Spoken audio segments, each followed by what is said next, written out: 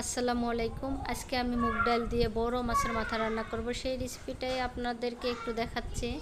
তো 1 কাপ মুগ ডাল আমি ভেজে নিচ্ছি। বেশি একটা কড়া ভাজা করা যাবে না, গোল্ডেন কালার মতো হলেই হয়ে যাবে। তো আমার ডাল ভাজা শেষ, এখন একটু ঠান্ডা করে সাইডে রেখে দেবো আমি।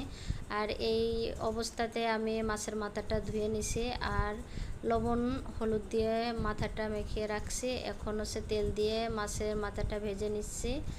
মাছের মাথাটা ভাজা শেষ, সাইডে রেখে দিয়েছি। কিছু পেঁয়াজ কুচি আর দারচিনি, এলাচ, লং তেলের উপরে দিয়ে দিলাম। আদা বাটা, রসুন বাটা এগুলোও দিলাম। হলুদ গুঁড়ো, মরিচ গুঁড়ো, স্বাদ অনুযায়ী কিন্তু লবণটাও দিয়েছি। একটু পানি দিয়ে মশলাটা কষাবো। মশলা আমার কষানো প্রায় শেষ। এখন মাথাটা দিচ্ছি, যাতে আগে থেকেই দিচ্ছি এই কারণে যাতে রান্নাটা একটু মাথাটা ভালো মতো রান্না হয়। আর ডালটা আমি ঠান্ডা হয়ে যাওয়ার পর ধুয়ে রাখছিলাম। এখন ডালটা একটু এপাশ ওপাশ করে কষাই নেব, একটু পানি দিয়ে কষাবো। তো পানিটা দেওয়া আমার শেষ। ঠান্ডা পানি কিন্তু দেওয়া যাবে না, গরম পানি দেওয়াই ভালো হবে, কুসুম গরম পানি। আর এখন আমি ডালটা ফোটার জন্য আর কি যতটুকু পানি পরিমাণ মতো দিছি। রান্না কিন্তু আমার শেষ। ভাজা জিরার গুঁড়া দিয়ে দিছি। আল্লাহ হাফেজ। বা